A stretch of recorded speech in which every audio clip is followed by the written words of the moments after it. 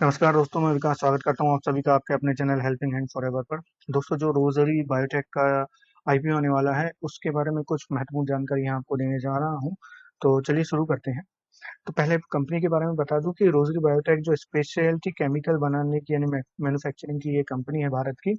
और ये specially FMCG sector में यानी कि होम और जो पर्सनल केयर्स के लिए स्पेशलिटी केमिकल्स लगते हैं उनको बनाती है। इसके अलावा जो company apparels, poultry and animal feed industries में भी काम करती है।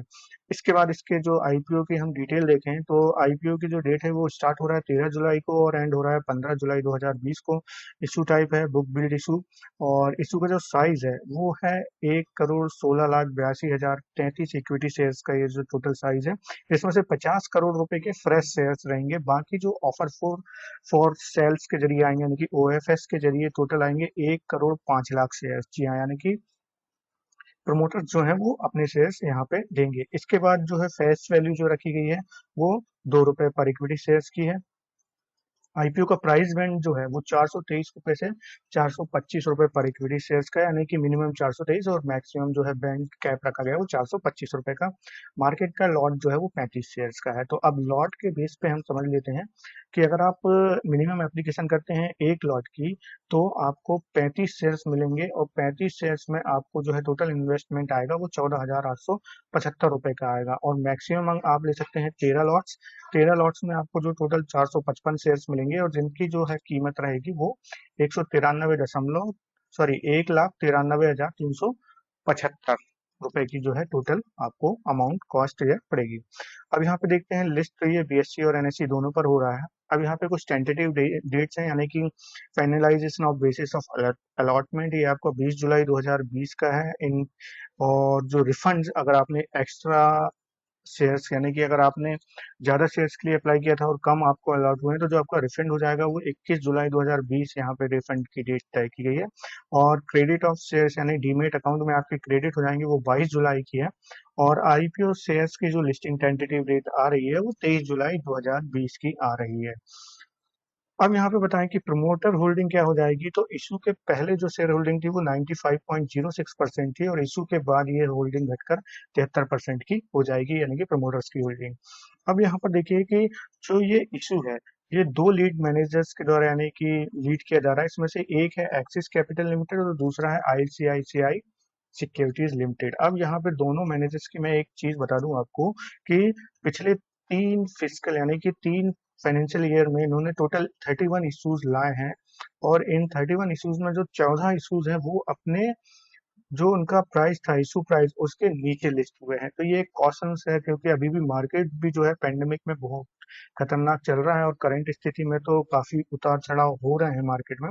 तो ये भी एक कॉशन आता है जो कि लिस्टिंग गेन के लिए जा रहे हैं। चलिए आगे देखते हैं फाइनेंशियल। तो टर्नओवर और नेट प्रॉफिट देखते हैं तो FY18 का जो टर्नओवर था वो 300.43 करोड़ का था।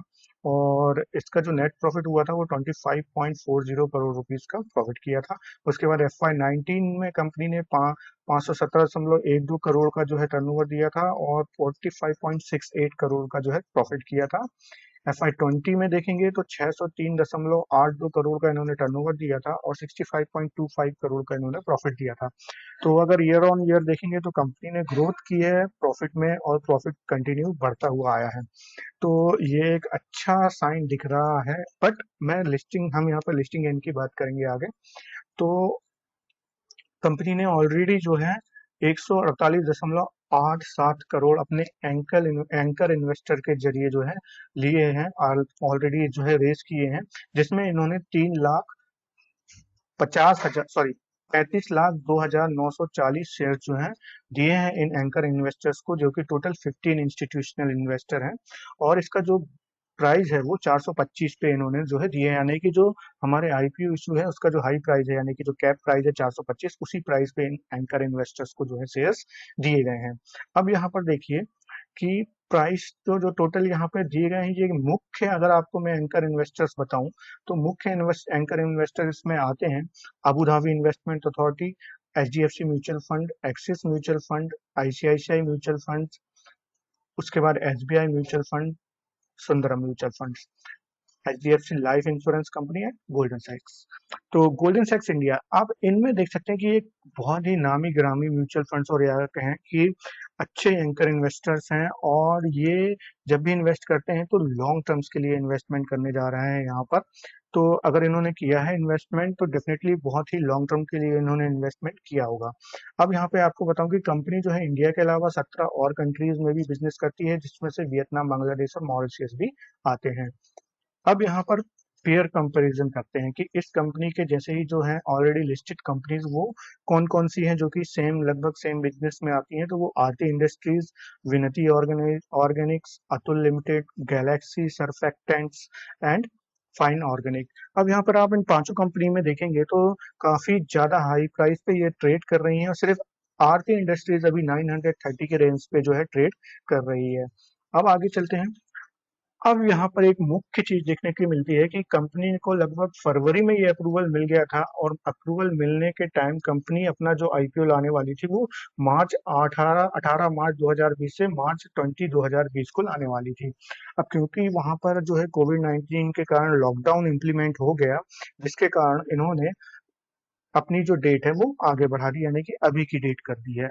अब यहाँ पर आप देखिए, जब इनको अप्रूवल मिला था यानी 22 फरवरी को, और इन्होंने जो है आईपीओ तो आगे बढ़ा दिया, मगर आप देखेंगे कि जो प्राइस है वो सेम है। और अगर आप देखेंगे तो सेम प्राइस, यानी कि उस टाइम जो सेंसेक्स था वो लगभग 42,000 के ऊपर ट्रेड कर रहा था, और अभी देखिए 36,000 के आसपास, 36,500 के आसपास ट्रेड कर रहा है। तो डेफिनेटली कंपनी को प्राइस, यानी कि कंपनी को भी लॉसेस हुए होंगे, बट उन्होंने अपने आईपीओ प्राइस में कोई भी चेंजेस नहीं किए हैं।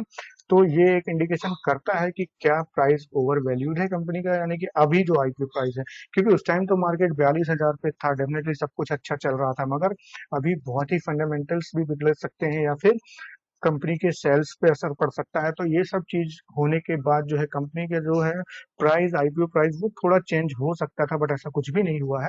और कंपनी ने सेम प्राइस पे आईपीओ ला रही है, जो कि फरवरी में, मार्च में जो अपना आईपीओ लाने वाली थी। तो ये एक इंडिकेशन है।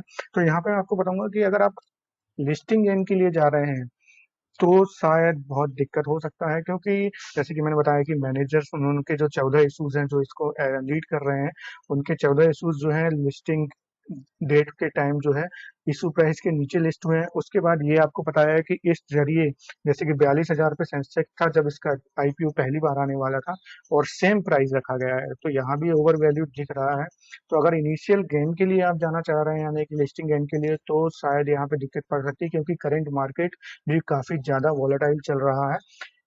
पर अगर आप लॉन्ग टर्म इन्वेस्टर हैं तो डेफिनेटली लॉन्ग टर्म के लिए इसे सब्सक्राइब किया जा सकता है। जैसे कि मैंने कहा कि बहुत अच्छे अच्छे म्यूचुअल फंड्स और जो एंकर इन्वेस्टर्स हैं, उन्होंने यहाँ पे, वो काफी तगड़े एंकर इन्वेस्टर्स हैं, उन्होंने इन्वेस्ट किया है।